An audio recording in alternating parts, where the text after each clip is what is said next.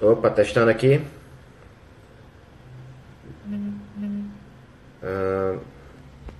Bom, não sei como é que faz esse negócio de live, é a primeira vez que eu faço. Era para eu estar no Instagram do IESP, só que deu problema lá, eu tô tentando fazer do meu aqui. E aí eles vão entrar aqui. Então tem que esperar eles solicitarem a entrada. Essa conversa vai ser sobre investimentos, é o basicão de investimentos. Repetindo para quem chegou agora, era para estar fazendo isso aqui lá no Instagram do IESP, só que estava dando erro lá, e aí nós optamos por tentar fazer aqui no meu Instagram e eles tentarem entrar nessa minha apresentação aqui, nessa minha live. IESP entrou agora aqui, vamos ver se eles conseguem agora compartilhar comigo.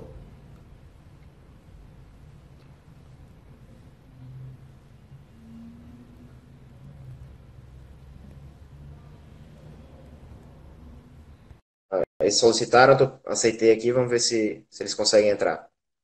E aí a gente começa. Parece que deu certo aqui, tá conectando. Acho que deu certo, Thiago.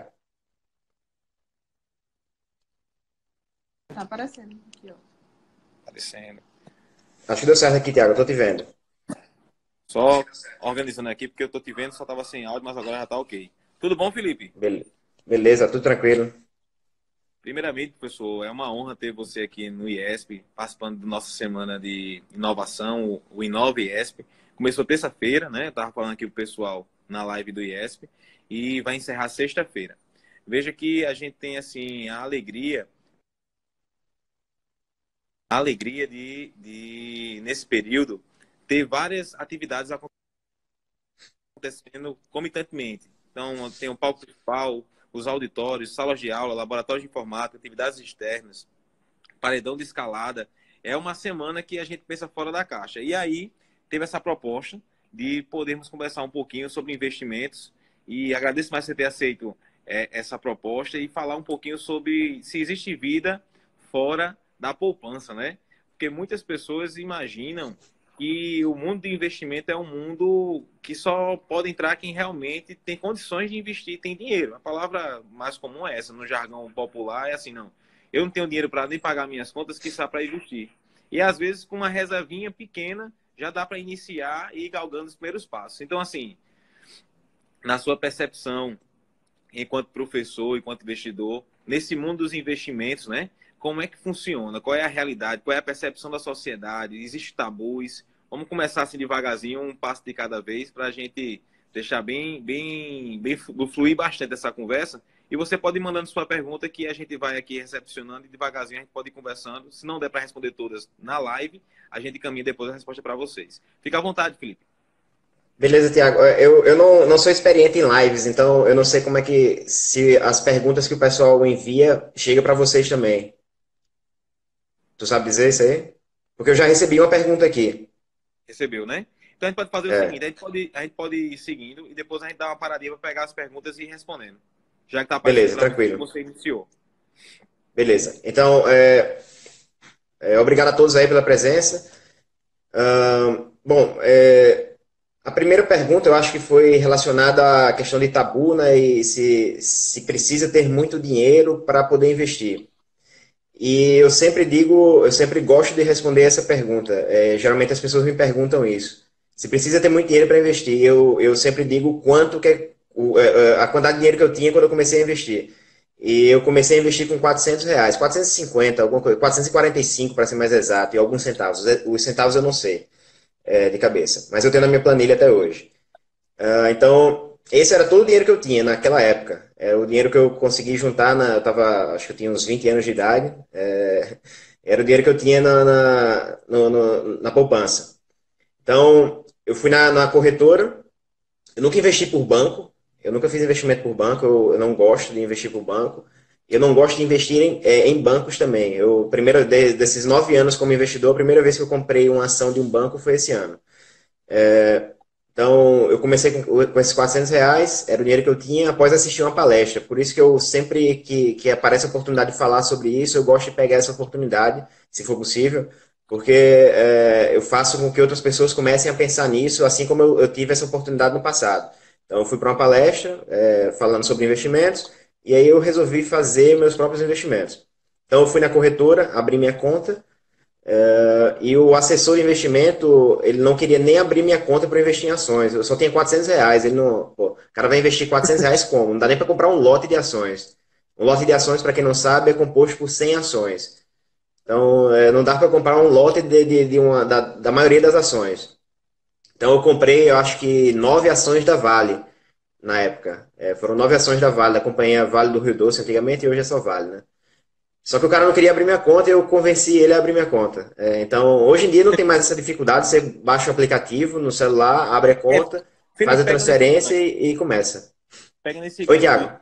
pega nesse gancho do início da tua vida como investidor, né? Você galgando aí. Para o pessoal de que está em casa, que está no trabalho, que está vindo para o IES para seguir a programação do Inova. No ambiente brasileiro, né? É, eu, eu quero investir, né? Eu começo por onde? Quais são as opções? Assim, existe isso de perfil do investidor? É melhor e tal? Qual seria assim o beabá? Você foi lá, você estava dizendo aqui agora, foi lá na agência, não gosta de ir em banco, era um valor pequeno, né, em relação ao investimento, R$ 400, não podia investir um lote, mas aí você decidiu pegar algumas ações da Vale, né? Aí, nessa realidade, a preço de hoje, a pessoa quer investir, está na mesma situação, qual seria a melhor forma dela ir para onde? Qual seria a bússola, né? O norte a ser seguido? Certo.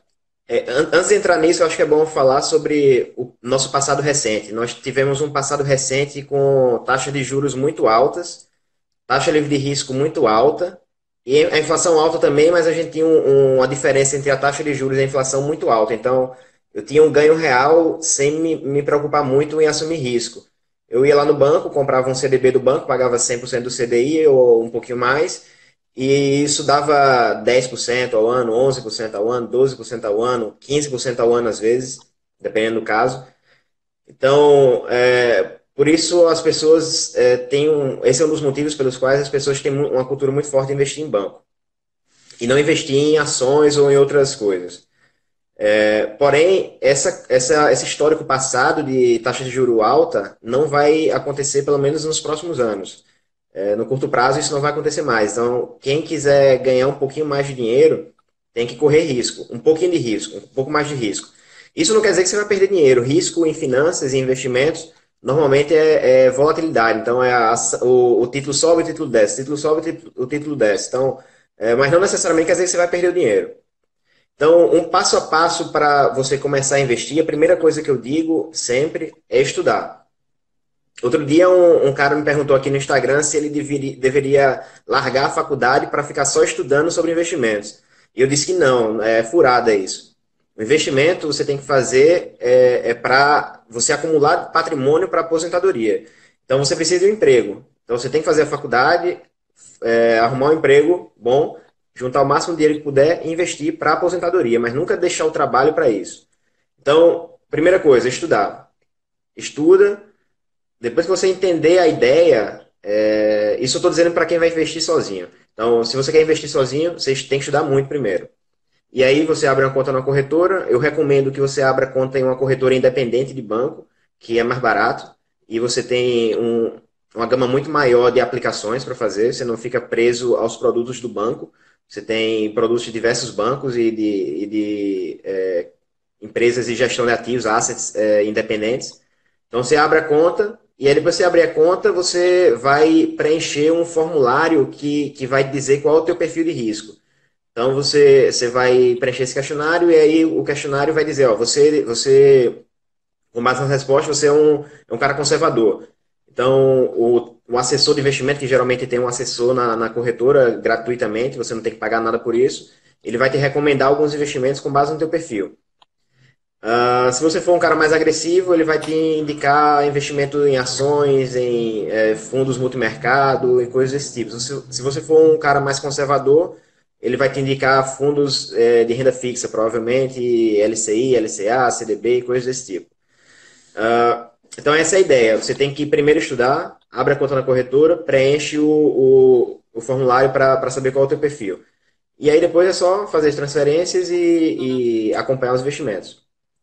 Essa é a ideia, a visão geral, assim, resumidamente, sobre o processo burocrático para começar a ser investidor.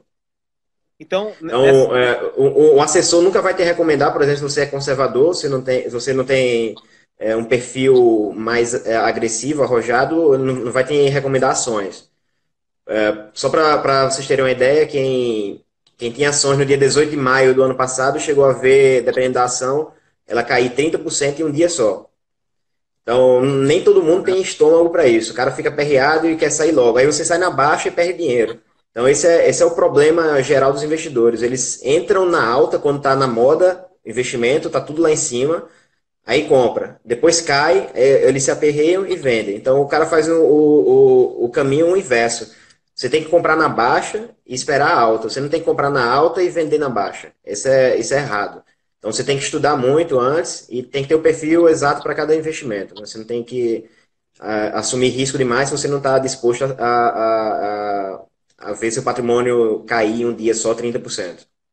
Então, nesse período que a pessoa vai lá e escolhe a agência, né, para poder fazer, iniciar seus investimentos, que vai fazer esse questionário, é nesse momento aí que é traçado e que pelo menos se identifica qual é o perfil do pretenso investidor, né? Isso. E Exato. aí, Você preenche um formulário que é padrão e aí vai ser traçado o seu perfil de investimento, investidor. professor Felipe, eu pergunto, nesse Ô, Tiago, só momento, uma coisa aqui. Uma pessoa me perguntou aqui se é possível mudar o perfil do investidor. É possível. Você vai responder de novo esse questionário de tempos em tempos. Eu acho que um ano, dois, não sei exatamente. Obrigatoriamente, as corretoras têm que enviar de volta o questionário para você responder. Então, pode ser que você comece como conservador, ainda está aprendendo, e aí isso, depois tá você inseguro, passa né? para um perfil mais moderado, depois um perfil mais arrojado. E aqui, ó, só complementando, o Ulisses Dias aqui comentou, não é demérito nenhum não querer assumir muito risco. Exato. Nem todo mundo tem perfil para assumir muito risco. Se você não tem perfil para assumir muito risco ainda, começa com pouco risco, depois você vai aumentando. Até porque, de acordo com a forma como vai saindo os resultados desse investimento, vai criando um amadurecimento e uma confiança e a percepção de que você pode, naquele momento ali, ter um ganho e naquele outro momento ter um prejuízo, mas a paciência eu acho que deve ser a alma do negócio para que você tenha a tranquilidade de ter a decisão correta de retirar ou de investir, né? Acho que a questão da paciência seria a parte mais significativa. Nessa realidade, Felipe, procurou a agência, encontrou seu perfil, né? E aí, beleza. A burocracia disso, ela existe, não existe? Tipo assim, eu vou hoje, aí, sei lá, segunda-feira, tô indo, vou até na agência, chego lá, peço para ser atendido, digo que quero investir, digo quanto tenho, ele vai traçar meu perfil. A duração disso, para meu dinheiro de fato está investido. Existe burocracia, passa por uma avaliação muito grande, tem um cadastro, como é que funciona? Eu fiquei sem teu áudio, Felipe. Vê se teu microfone tá conectado. Ah, pegou, agora pegou. Não, falhou, pegou e voltou. Faz um Oi, teste. oi. Pronto, show. Testando? Show. Beleza. Então, é bem rápido, não demora, acho que se demorar muito, demora 48 horas. Você baixa um aplicativo. Como eu disse, eu não gosto de banco e eu nunca vou para agência em banco. Eu resolvo tudo pela internet. E hoje em dia você pode abrir conta em corretora independente pela internet também. Você baixa o aplicativo da corretora, preenche o formulário, envia os documentos que tiver que enviar escaneado e em 48 horas no máximo está tudo pronto. Então você faz a transferência, aí você vai receber o número da sua conta e aí você faz a transferência do dinheiro da sua conta corrente para a sua conta de investimento na corretora. Mas isso é bem rápido, não demora não. Ah, aqui no Brasil, existe alguma influência da cultura dos juros serem exorbitantes e isso influenciar na motivação ou na desmotivação do investidor em relação a aplicar seu dinheiro em ações? Isso. Bom, com a taxa de juros alta, boa parte das pessoas não tem disposição para assumir risco em ações, por exemplo, já que tem uma aplicação que rende 100% do CDI ou mais do que 100% do CDI, e o CDI está a 10%, por exemplo, 15%, sei lá, como era recentemente, né? Estava A taxa estava bem alta, mais do que 10%. Então, para que o indivíduo vai assumir risco se ele tem uma aplicação com um risco bem mais baixo, bem mais simples, não tem para que assumir risco em ações. Então, essa histórico recente de taxa de juros alta, ela atrapalhou muito o desenvolvimento do nosso mercado de capitais. Porém, como eu disse no começo, eu não vejo mais nossa taxa de juros alta como no histórico recente. Então, quem quiser ter uma rentabilidade melhor tem que assumir mais risco, mesmo que não seja em ações, mas tem fundos multimercado, por exemplo, que você pode assumir um pouco mais de risco, só que menos risco do que investir em ações diretamente. Principalmente quando você é um investidor pequeno, eu sou muito concentrado. Eu sou concentrado no sentido de que eu tenho poucas ações, então eu não diversifico muito. Eu tenho uma quantidade de ações, 10 ações, mais ou menos, é isso que eu tenho. Mas na época que eu comecei a investir com R$ 400, como eu disse, eu não tinha como comprar um monte de ações. Então talvez naquela época foi um erro meu eu ter comprado uma ação só. Hoje talvez eu teria feito diferente. Eu teria aplicado no fundo ou eu teria comprado um ETF, que é um fundo que é negociado em bolsa como se fosse uma ação. Então, para quem é investidor pequeno, acho que é melhor começar por fundos, certo? E aproveitar essa onda de taxa de juros baixa sem tomar muito risco inicialmente. Você toma risco, só que de forma mais controlada. A taxa de juros não vai cair, não vai subir como foi antigamente. Então, se preparem. Não tem como ter a rentabilidade que teve no passado, mas sem assumir risco. Analisando essa semana várias notícias que saíram sobre investimentos na bolsa e tal, se comentou muito a respeito de uma queda de ações causada pela Gol e tal. Aí a gente percebe em vários momentos que tem notícias que surgiu um período eleitoral, houve uma ação lá nos Estados Unidos, houve uma ação em tal local, e isso acaba resultando no mundo todo no aumento, na queda. Como é que funciona isso? Para quem não entende nada de bolsa de valores, Felipe, eu quero investir, e aí ele chega lá vendo no jornal, a bolsa subiu, cresceu, houve tal fator, impactou positivamente, negativamente. Como é que ele vai conseguir ouvir aquela notícia e não ser mais parecendo um código binário? Ele escuta, mas ele não entende. Qual é a percepção do investidor, mesmo que ele esteja iniciando em relação ao mundo? O que é que ele tem que estar ligado? Qual é o momento que ele tem que estar assim, mais audacioso ou mais prudente mediante o cenário mundial? Tá. Eu tenho um perfil bem específico de investidor, como eu disse. Eu sou concentrado e isso me faz levar algumas porradas de vez em quando. Esse caso da Smiles aí com a Gol, eu levei uma porrada grande. Já recuperei o que eu perdi, mas a porrada foi grande. Então, se um cara não está acostumado com isso, levar a porrada que eu levei, ele nunca mais volta para a bolsa e diz que isso é coisa de doido, que só ganha quem tem informação privilegiada. Eu perdi uma boa quantidade de dinheiro, acho que foi segunda-feira, né? Acho que foi na segunda-feira. Na segunda-feira, as ações da Smiles caíram 40% em um dia só. E na minha carteira tinha 10% de Smiles. Então, só fazer as contas aí para ter uma ideia mais ou menos. Eu perdi 4% em um dia só. Então, essas notícias, elas realmente afetam o mercado. Porém, tem algumas notícias específicas que afetam o mercado e que, na minha opinião, não tem impacto no valor. Porque o que você vê oscilando no dia a dia é preço. E preço e valor são coisas diferentes. Preço é como se fosse um consenso das pessoas naquele momento e quanto é que eles querem pagar por aquela ação. E valor não. Valor é o que eu espero receber com aquela ação. Então, se eu acho que a ação vale 50, eu tenho que comprar ela por menos de 50 para poder ter o ganho de capital. E essa diferença vai ser quando eu vou sair ganhando. Isso. Então, tem notícias, por exemplo, como no Joesley Day do ano passado, no dia 18 de maio, a bolsa toda caiu. Só que isso não deveria ter afetado todas as ações da bolsa. Deveria ter afetado algumas especificamente. Então, isso é uma oportunidade boa de você comprar. E aqui eu quero enfatizar que sempre é bom você ter caixa. Eu digo que eu invisto todo o meu dinheiro em ações, só que esse todo o meu dinheiro em ações é entre aspas, porque eu sempre deixo um pouquinho de caixa. Tem uma Eu deixo um dinheirinho eu deixo uma reserva, porque é para aproveitar um momento como esse, que a bolsa cai sem motivo, eu compro. Falando, seria a reserva de caixa seria o quanto percentual do que eu investi? 20%? No meu caso é entre 10% e 15%. Mas aí cada pessoa... eu deixo entre 10% e 15% em caixa, isso não quer dizer que eu deixo no meu bolso. eu deixo no fundo DI. Tem gente que gosta de deixar no Tesouro Selic, então depende do que você gosta de fazer. Então, no Joesley Day, 18 de maio, eu zerei tudo isso, eu fiquei liso, sem nenhum dinheiro, sem dinheiro para nada, zerei tudo e comprei ações. Comprei Petrobras, comprei um monte de coisa. O que caiu de sem sentido, eu comprei um monte. Por exemplo, tem notícias políticas também que não fazem muito sentido. Você não vai deixar de, por exemplo, empresas de energia, sei lá, você não vai deixar de consumir energia porque um político A ou B vai ganhar a eleição. Então, nesse período de eleição, sempre tem muita volatilidade. E isso geralmente é uma oportunidade boa de compra. Só que você precisa ter estudado bem o assunto, você precisa ter o perfil, o estômago, a cabeça tem que estar preparada para aceitar a perda.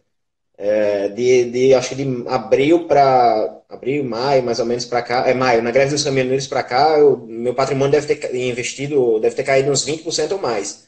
Mas aí eu comecei a recuperar agora também. Então, eu tô preparado para levar essa porrada de alguns meses, mas eu sei que eu vou recuperar. Não existe certeza, né, mano, no investimento em ações, mas Uma as ações que eu probabilidade comprei, as grande. empresas que eu, a probabilidade grande de eu recuperar. E eu já recuperei a maioria do que caiu agora, Tá. nesses Vamos, meses. vamos dar uma olhada nas perguntas que os ouvintes estão passando aqui. Eu peguei aqui do início. Se a gente já tiver respondido, você me ajuda. Senão a gente já respondeu, porque uma aqui é de Rafael Linhares, que ele fala o seguinte. Fala, Felipe, tenho a seguinte dúvida. Quais os índices que precisam ser avaliados para saber se um fundo de investimento é bom ou não? Tá, essa foi a mesma pergunta de Ulisses aqui. Mais ou menos a mesma pergunta. Bom, existem vários tipos de fundos. Resumidamente, eu vou tentar resumir isso aqui para a gente conseguir responder mais, mas aí quem tiver interesse pode me mandar mensagem no privado que a gente fala mais sobre isso. Inclusive, tem um artigo muito bom aqui no Brasil que fala sobre avaliação de fundos de investimento. Eu vou comentar rápido sobre ele, mas quem quiser Show, depois me show. pede que eu envio. Então, existem vários tipos de fundos, então você tem que ver se o fundo é renda fixa, se o fundo é multimercado, que tipo de multimercado ele é, que dentro do multimercado tem várias estratégias diferentes. Se é um fundo de ações, dentro de fundo de ações, você tem um fundo de ações que só fica comprado, long only, tem um fundo de ações que fica comprado e vendido, então tem vários tipos de fundo de ações. Então, para cada tipo de fundo, você tem uma forma diferente de avaliar. O microfone. Deu uma falhinha agora. Ainda não. A do teste. Mexe um pouquinho nele aí. Não, não. Ainda não. Vai ter que mexer um pouco como tu fez da outra vez. Quase. Foi? Agora foi. Show. Foi? Beleza. Foi. Então, tem uma coisa em comum na maioria dos fundos que é importante você olhar, que é o histórico. Você vê qual é o histórico do fundo. Se o fundo tem um histórico bom, você tem um histórico ruim. Outra coisa que é muito, muito, muito, muito importante, eu enfatizo muito isso, é você olhar as taxas. Tem fundo que cobra uma taxa muito alta. Eu não vou ter o número de cabeça agora, mas em uma das minhas disciplinas eu falo sobre fundos de investimento. E aí eu trago uns exemplos lá de fundos, de bancos, desses bancos famosos. Os caras cobram uma taxa absurda para gerenciar um fundo de renda fixa que não tem trabalho quase nenhum. Então você paga, sei lá, 4%, 5% de taxa de administração não faz nenhum sentido. Isso aí não é nem o que cobra um fundo de ação. Fundo de ações, em média, eles cobram 2% ao ano. Aí você vai pagar 4% no fundo de renda fixa, não faz o menor sentido. Então é importante você ficar ligado na taxa de administração e outras taxas que o fundo possa ter. Só falando em geral sobre esse artigo que eu disse, tem outra, dentro desse artigo ele mostra que tem outros fatores importantes. Não sei se vocês conhecem Nassim Taleb, ele tem um livro novo dele, fala Skin in the Game. A tradução em português eu não sei qual. O microfone. Pegou de novo o microfone. Tem que fazer aquele teste. Mexe aí um pouquinho que ainda não tá saindo o áudio, não. Ainda não. Quase. Vê agora. Não. Ainda não. Não. Você vai ter que utilizar um perfil mais agressivo aí nesse ajuste. Ei, tá vendo? Pronto, agora ó, foi e voltou. Deixa eu ver. Fala aí. Ficou não, ficou sem som. Mas pegou e saiu. Faz o teste? Não. Não, ainda não. Testando, testando. Agora pegou, agora pegou. Foi? Tá pegando? Foi. Pronto. Fique O no nome do perfil livro conservador agora. Não mexa mais nesse é, microfone, não. o nome do livro é Skin the Game. Traduzindo, mais ou menos, é como se você colocasse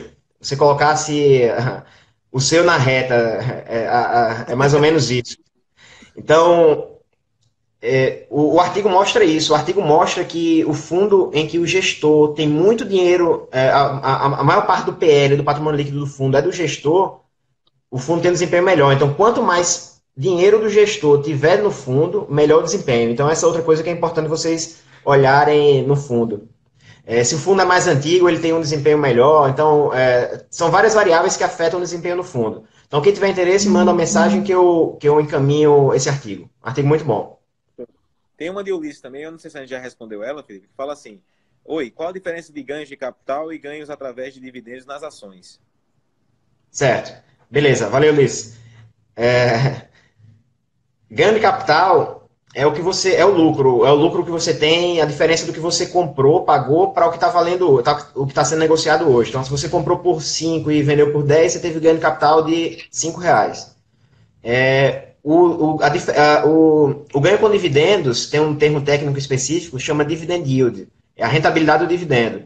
Então, você pega o dividendo que você recebeu e divide por quanto você pagou. Existem várias formas de calcular isso, mas eu gosto de olhar quanto eu paguei, o que eu recebi dividido por quanto eu paguei na ação, que é o yield on cost. A rentabilidade sobre o que você pagou nesse investimento. Então, você tem essas duas formas de ganhar dinheiro com ações. Com ganho de capital, valorização, ou com dividendos. E tem empresa que paga dividendo anualmente, tem empresa que paga semestralmente, tem empresa que paga mensalmente, trimestralmente, então isso varia muito. Normalmente, empresas familiares elas pagam com uma frequência maior para poder remunerar a família. Então, você tem essas duas formas aí de ganhar dinheiro.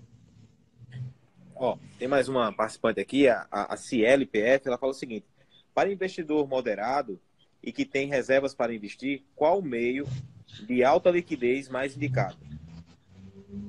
Deixa eu ver se eu entendi aqui. Ó, Para investidor para moderado e que tem moderado reserva. que tem reservas para investir, qual o meio de alta liquidez mais indicado? Tá, eu não posso ficar dando recomendações porque eu não sou assessor de investimento. Tem uma certificação específica para isso e eu poderia receber uma multa ou algo do tipo se eu fizesse uma recomendação para você só com essa informação aqui. Se você, pelo que eu entendi, você precisa aplicar e retirar o dinheiro mais rápido, por algum motivo. Sei lá, vai deixar por 3 meses só para rentabilizar um pouco mais. Então, você pode colocar eu acho que é melhor para você colocar no fundo de renda fixa, porque você vai precisar tirar o dinheiro rápido. Só que só com essas informações aqui eu não tenho como saber exatamente. Então, qualquer coisa me manda uma mensagem que eu te encaminho para alguém que possa te ajudar nisso aí, que seja um assessor certificado para esse tipo de recomendação. Show, Felipe. Rafael, ele pergunta o seguinte: qual perfil é preciso para investir em capitalização? É, espero que não seja título de capitalização. Mas se for título de capitalização, eu ia ser meio politicamente incorreto, mas eu não vou ser. Então, título de capitalização esquece. Título de capitalização não é investimento. Título de capitalização é uma aposta. Se você gosta de aposta, você coloca no título de capitalização, mas é uma aposta e você vai render menos que a poupança. Então, esquece. Se alguém te oferecer título de capitalização, essa pessoa não quer o seu bem. Pode esquecer. Ela não vem de Deus. Quem vende título de capitalização vai para o inferno. É isso que a gente diz. O Ulisses, ele pergunta assim, o Ulisses participa bastante, obrigado pela participação, Ulisses. Ele perguntou o seguinte: é melhor investir nos fundos que investem na Vale 3 ou na própria ação? Peraí, deixa eu ver aqui a pergunta. É melhor investir no fundo que investe na Vale 3 ou na própria ação? Eu não sei se eu entendi exatamente a pergunta, mas eu prefiro investir diretamente na ação. Porém, para você investir sozinho, você precisa ter algum conhecimento. Então, para quem está iniciando, eu acho que é melhor começar por fundo. E aí você vai lendo as cartas dos fundos, os fundos escrevem cartas, alguns mensais, outros semestrais, outros anuais. E aí você vai aprendendo algumas coisas sobre investimento e vai estudando também. Lá no meu blog tem vários materiais sobre isso, vocês podem acessar lá. Então, para quem está começando, eu acho que é melhor começar por fundo. E aí, talvez você pegue um fundo mais conservador e analisa uma empresa que seja um pouquinho mais arriscada e investe só na empresa para colocar um pouco mais de risco na carteira. Mas, em geral, eu acho que é melhor você investir em fundo inicialmente. Mas isso tem um custo. Você paga a taxa de administração, taxa de performance. Então, você está pagando para alguém gerenciar seu dinheiro. Sempre é melhor que você faça só, desde que você consiga. Então, estuda e depois faz sozinho. Ó, o Rafael Linhares pergunta o seguinte: quais os índices que precisam ser avaliados para saber se um fundo de investimento é bom ou não? Quais são os índices que dá para avaliar para ver se aquele fundo vale a pena ou não, né? Tá, aí isso também depende do tipo de fundo, né? Então, mas em geral, tem alguns índices que são usados, índice de Treynor, índice de Sharpe. O Alpha de Jensen é muito usado para fundos com gestão ativa, porque às vezes você pega um fundo que é muito arrojado, que toma muito risco, e aí quando o mercado está bem, esse fundo ganha muito dinheiro. Mas quando o mercado vira para baixo, esse fundo perde muito dinheiro porque ele tem um beta muito alto. O beta é uma medida de risco. Então, quando o mercado está para cima, ele sobe muito mais, mas quando está para baixo, ele cai muito. Então, o Alpha de Jensen é uma medida boa para você ver quem é que é bom em geral, não só quando é bom na alta ou na baixa. Mas existem várias metodologias de usar de avaliar o fundo. A melhor de todas é o histórico, né? Você vê se o cara foi bom consistentemente. Às vezes tem um fundo que foi muito bem, tem um fundo muito famoso todo mundo diz que é o melhor do Brasil, mas quando você vê, ele teve um retorno muito, muito alto vários anos atrás com aposta em juros. Mas aí depois o retorno dele foi normal, foi em linha com o resto. Então, você não pode esperar que aquele fundo vá consistentemente dar aquele pico alto de retorno. Então, olha a gestão, o perfil da gestão do fundo. Eu gosto de olhar questões qualitativas junto com quantitativas. Não foca só no quantitativo, em indicadores. Olha qualitativamente também. Raimundo Lima pergunta, ele faz duas perguntas aqui. Uma é se é preciso ter conta em banco. E a segunda é se tem como fazer depósito direto na corretora. Tá, você tem que abrir, você tem que ter uma conta para transferir o seu dinheiro para a corretora. Geralmente, se for uma corretora do banco, você usa a sua conta do banco mesmo. Mas corretora de banco geralmente é mais cara e você fica mais limitado com relação aos produtos que são oferecidos. Então, a melhor coisa é você pegar uma corretora que não seja vinculada a banco, uma independente. E aí você transfere o dinheiro da sua conta corrente do banco para a corretora. O SL Sobrinho, então assim, eu abri conta em um banco digital, aí ele cita aqui, né, que não cobra para transferência. E dele eu passo para as corretoras. Acho que só quis só informar, né? Foi uma afirmação. Essa é uma boa ideia, é uma boa coisa. Quanto menos você gastar, melhor. Só que tem esses bancos que não cobram taxas, eles têm algumas limitações, então é bom você ficar ligado nisso. Às vezes demora para o dinheiro entrar, você tem que pagar um boleto, então o boleto tem que ser compensado, então só fica ligado nisso. Eu acho que é muito bom. Quanto menos custo você tiver, melhor. Só que tem que prestar atenção nesses detalhes aí. Olha bem como é que ele funciona para poder decidir se vai abrir a conta ou não. Tem uma aqui que, pelo que você já falou, já foi respondida, que é onde deixar investida a reserva de emergência. Você já Renda falou fixa, aí que renda fixa. E com pouco risco. essa foi a pergunta de, acho que é MetCB, e tem outro que o Endes, que ele pergunta o seguinte: qual o valor ideal para iniciar? Existe um valor inicial, Felipe, para iniciar? Um valor ideal? Então, não existe uma conta que você possa fazer, é só você ficar ligado no custo. Por exemplo, se você for investir em ações, na minha corretora, que não é uma corretora barata, mas eu gosto dela, por causa dos produtos que ela me oferece e do atendimento, eu pago acho que uns R$ 24 por corretagem. Então, se eu for investir R$ 100, eu vou ter 24% de custo já. Então, não é uma boa ideia. Então, para quem vai iniciar pequeno, é bom ver uma corretora que seja barata. E aí, eu digo que independe do valor. Como eu disse, eu comecei com R$ 400. Eu acho que o mais importante é você começar. Começar e ter persistência, continuar. Aplicar o dinheiro, juntar dinheiro todo mês. investir todo mês e continuar assim até alcançar a independência financeira. É para isso que eu invisto. Eu não invisto por outro motivo. Eu invisto para eu poder ser independente financeiramente. E isso quer dizer que eu vou trabalhar se eu quiser. Eu vou ter dinheiro suficiente para trabalhar se eu quiser. Não que eu vá parar de trabalhar, mas se eu não quiser trabalhar, eu não trabalho. Então é para isso que eu invisto. E é isso que todo mundo tem que fazer, na minha opinião. Investir para alcançar a independência financeira. Então é importante começar. Se tem, sei lá, R$ 500, começa. Mas aí começa de forma consciente. Vendo uma coisa que seja adequada para o seu perfil e que não tenha um custo muito alto. O Luiz perguntou aqui ainda, qual a taxa de administração máxima que devo aceitar em um fundo de renda fixa? Ah, eu aceito no máximo, e isso já é caro, 0,5%. 0,5% ao ano.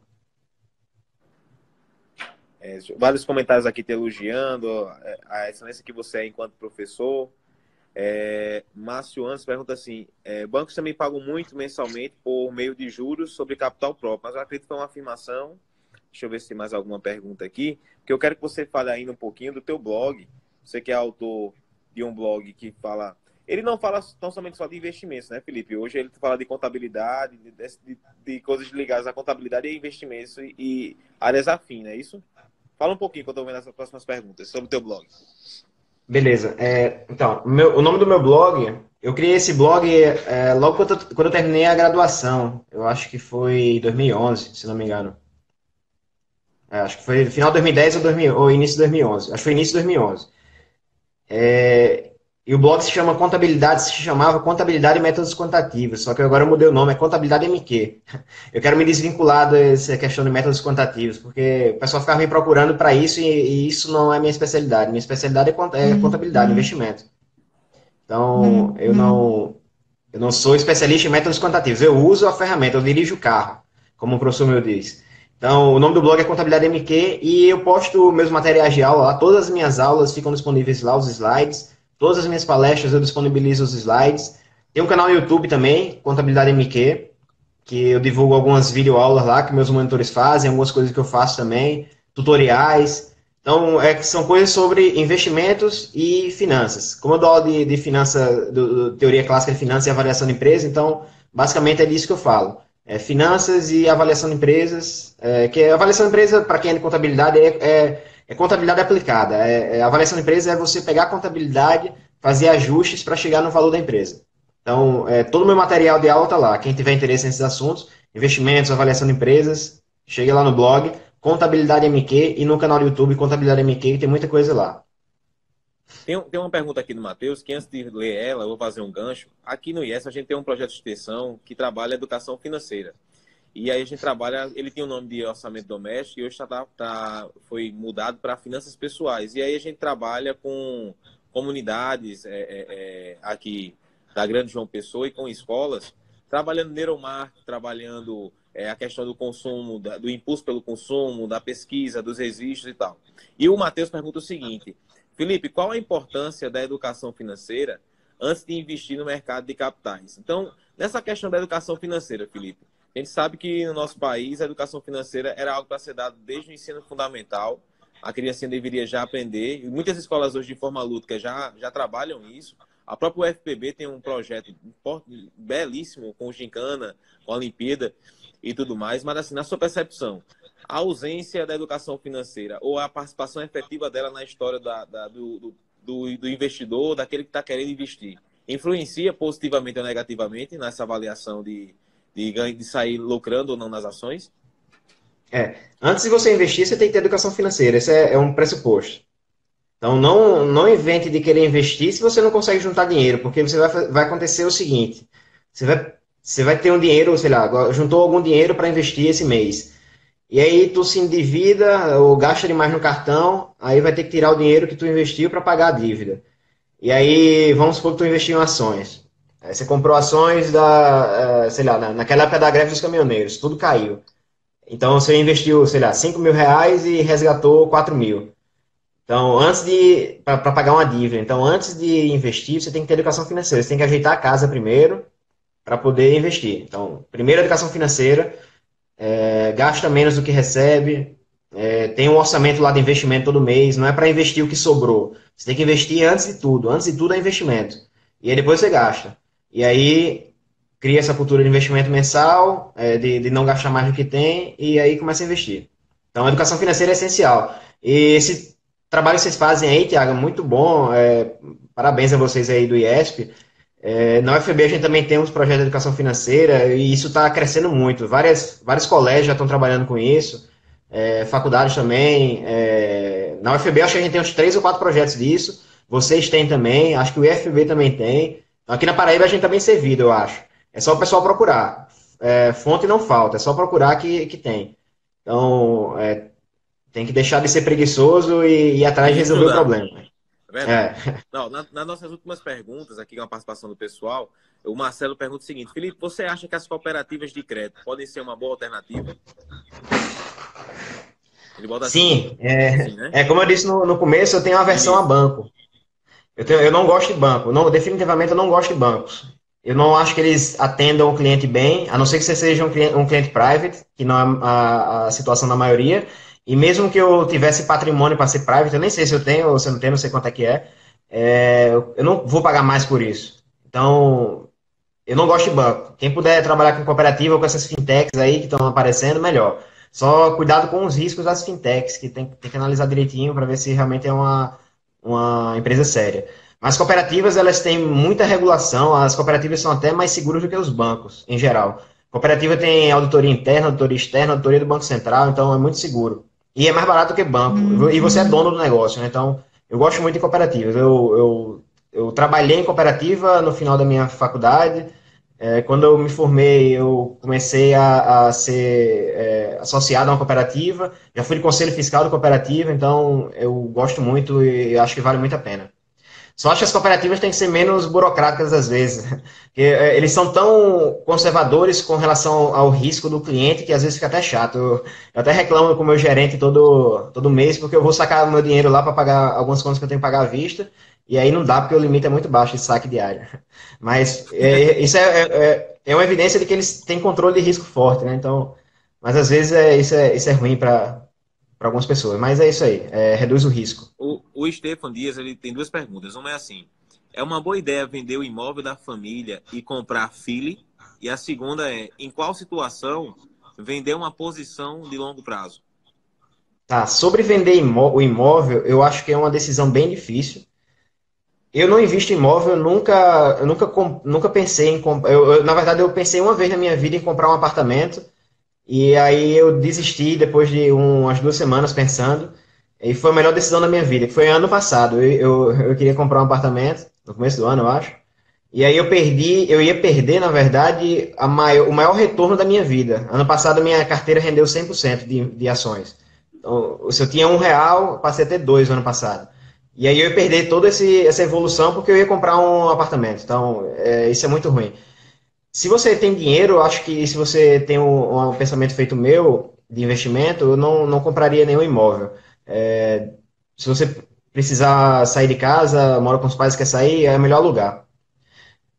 A rentabilidade do aluguel é muito baixa, acho que em média é 0,5%, então você paga, você paga 0,5% do valor do imóvel mensalmente, então é um custo muito baixo, e aí você pega o dinheiro e investe.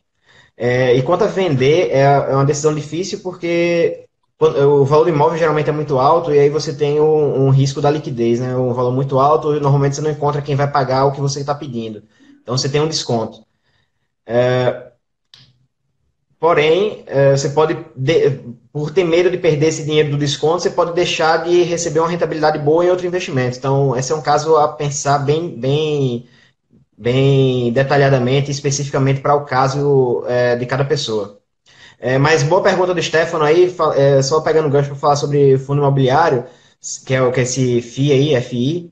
Se você quer investir em imóvel, você acha que é uma boa coisa investir em imóvel, sei lá, você tem R$ 500 mil, você quer comprar um apartamento para alugar ou construir um prédiozinho para alugar sala.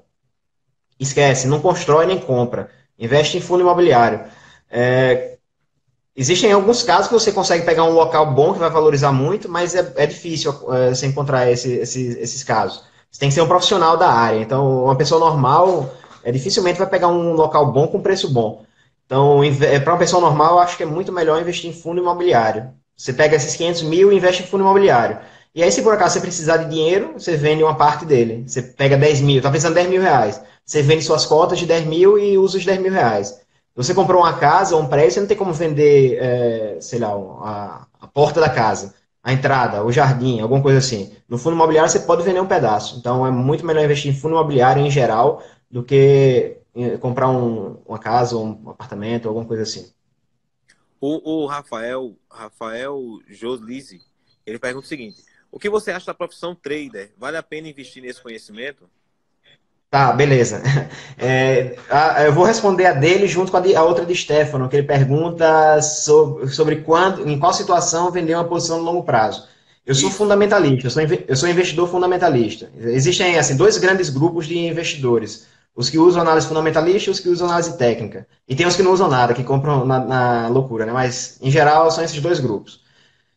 Eu sou fundamentalista, então eu analiso fundamentos da empresa, fundamentos da economia. E aí dentro da fundamentalista tem os que analisam a empresa e vão para o mercado, e os que analisam o mercado e vão para a empresa, então tem alguns detalhes, mas em geral é isso. Eu sou fundamentalista. Eu analiso contabilidade da empresa, analiso o mercado e decido se eu compro ou se eu não compro. Então, quando é que eu me desfaço de uma posição de longo prazo? Quando eu acho que ela não é boa ou quando eu não tenho dinheiro para comprar mais alguma coisa que eu acho que é muito boa. Então, eu tô sem nenhum dinheiro, já gastei tudo. Mas eu achei uma ação que é muito boa. Mas como é que eu vou fazer se eu não tenho dinheiro? Existem algumas formas de fazer isso, outras formas, que eu não vou entrar em detalhes aqui. Mas o que é que eu faria? O que é que eu faço? Eu vendo alguma coisa que eu acho que já subiu muito, com base na minha análise, e compro essa que eu acho que vai subir mais. Então, eu só me desfaço assim. Então, eu tenho ações... a ação mais antiga que eu tenho na minha carteira deve ter uns 5 anos. Então, eu também eu não seguro muito tempo. Eu tenho uma Hydrogazil, que já tem um tempinho, eu tô começando a me desfazer dela, porque eu Eu acho que tem acompanhei coisas no blog, melhores. teve vários comentários sobre essa linha aí, falando Ah, lá. eu tô começando a me desfazer dela, o Magazine Luiza, que é a empresa que eu mais gosto, eu tô começando a me desfazer dela para comprar outras coisas que eu acho que vão subir mais, então eu me desfaço assim. Mas eu não tô vendendo tudo, eu vendo uma parte e compro outras coisas, só para rebalancear a carteira. E sobre trader, que é o cara que usa análise técnica, eu não acho que é uma boa ideia. Por que é que eu invisto? Como eu disse antes, eu invisto para ter, para me aposentar, né? Para ter a independência financeira. E eu não quero trabalhar para ter dinheiro, eu quero que o dinheiro trabalhe para mim. Então, o trader não faz isso. O trader, ele trabalha para ter dinheiro. É uma profissão. O cara vai lá e vai ganhar um salário. Você não vai ver, dificilmente, raramente você vai pegar um trader que é muito milionário e conseguir isso com investimento. Dificilmente isso acontece. Já com fundamentalista, não. Você vê aí Warren Buffett, bilionário, muito bilionário, né? Acho que ele deve estar em terceiro mais rico do mundo atualmente. Aqui no Brasil nós temos Luiz Alves Paz de Barros, procurem no Google aí por ele. Procurem também por Luiz Bassi, são caras, Bassi principalmente, Luiz Bassi Filho, procurem por ele. É um cara que começou do zero, sem dinheiro nenhum, quer dizer, tinha trabalho, né, o trabalho dele, mas não é um cara de família muito rica. E hoje ele eu acho que ele é o segundo mais rico da Bolsa, pessoa física. Ou é o primeiro ou é o segundo mais rico da Bolsa. É bilionário, tem alguns bilhões de reais só investindo. Só que isso leva vida, né? Leva a vida toda, né? De uma hora para outra que você vai fazer isso. E os traders, normalmente, eles entram com essa mentalidade, que vão ficar ricos de uma hora para outra. E não vão. Muito provavelmente que eles vão ficar mais pobres do que entraram. Se você ficar fazendo day trade. Que é compra e venda no mesmo dia ou ficar swingando sem muito fundamento. Felipe, o papo tá maravilhoso. A gente podia, acho que, passar a noite aqui perguntando. Já chegou novas perguntas, só que a gente tem um limite de tempo em virtude dos seus compromissos, do compromisso do Inova. Então, as perguntas que ainda estão por aqui, a gente vai salvar o vídeo, vai passar para vocês. Vocês podem também continuar fazendo perguntas de forma privada para Felipe, que ele mesmo já se colocou acessível para dirimir dúvidas a respeito disso. Não sei como é que ele consegue gerenciar o tempo dele com tantas atividades ao mesmo tempo. Ele deveria trabalhar com investimentos e com gerenciamento de tempo. E Eu uso o Google Agenda. eu queria agradecer a você, Felipe. Você, de pronto, achou interessante a ideia, quis participar, é um entusiasta do ensino, um motivador. Eu digo que eu conheço de perto, tenho uma amizade e uma consideração, um motivador para que as pessoas aprofundem seu conhecimento nos estudos, seja na graduação, seja no mestrado, seja no doutorado. Isso é muito interessante. Para vocês que não sabem, o professor Felipe é um jovem contador que, de forma brilhante e de forma muito intensiva, já tinha um histórico antes do ensino, não na contabilidade, acredito na matemática, né, Felipe? E, Eu dava aula de e matemática. aula de matemática. E após ter se formado em contabilidade, ele fez o mestrado, fez o doutorado, hoje atua na graduação lá na UFPB, no curso do mestrado, no doutorado, participa de diversas ações na qual ele pode, porque ele tem a limitação dele de trabalhos em virtude da UFPB, mas mesmo assim ele consegue, naquilo que é possível, trazer uma grande contribuição.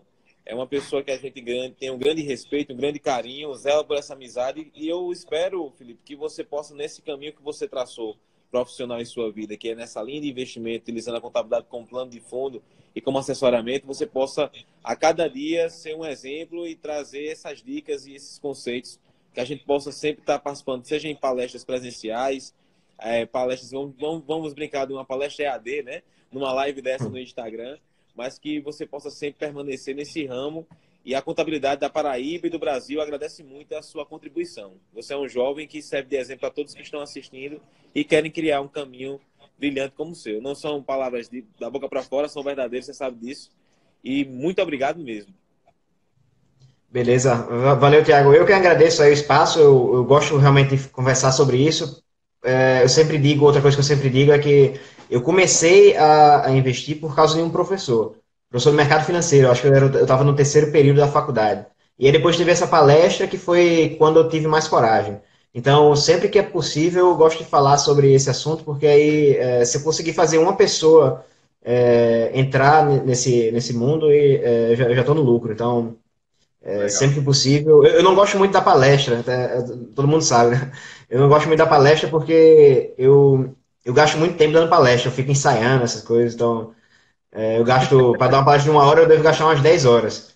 Então, eu geralmente evito dar palestra, mas sempre que possível, porque acaba atrapalhando, entre aspas, né, as outras atividades, mas sempre que possível, eu gosto de dar palestra, falar sobre isso. Então, quem tiver mais interesse sobre esse assunto, acompanha aí no meu Instagram. Eu entrei agora recentemente no Instagram, não usava o Instagram. Tem o blog contabilidademq.com.br, tá? O link está no meu perfil. E lá no blog tem o link para o YouTube também, tem vários vídeos lá. Então acompanhe por lá, que a gente sempre posta alguma coisa que pode ser útil para vocês.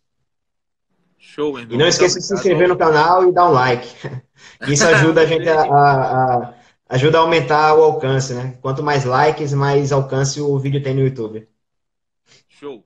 A gente recomenda, indica, são contatos e meios de acesso ao conhecimento que o Felipe vem passando, que contribui significativamente. Eu mesmo sempre fico observando, seja direto lá no blog ou pelo Instagram, e é muito legal. Muito bom, Felipe. Muito obrigado por ter participado do Inova. O Inova é isso, é interação, é atividade, são formas de contribuir com o desenvolvimento acadêmico, com a participação da sociedade de uma forma tão interessante como essa, que é saber que você pode investir sem ter muito dinheiro, basta ter coragem, basta ter estudo, como o Felipe falou, e é isso. Muito obrigado, boa noite para todos, boa noite para Felipe, muito bom mesmo, e possamos continuar aí com o Inova. Hoje, nós temos no autor do Bloco F, Contabilidade Prime com Terezinha da Sercom, e logo em seguida um show de encerramento com Ramon Schneider. Venham aqui para o IESP, vai ser super bacana. Felipe está convidado também. Vamos chegar nesse show aí. E aí depois a gente pode ver aquela... Eu sei que você é consumidor ativo e apreciador da arte, da cerveja. A gente pode marcar essa cervejinha. Um abraço para você, viu? Beleza. Valeu, Thiago. Abraço aí para todo mundo. Valeu. Valeu, tchau.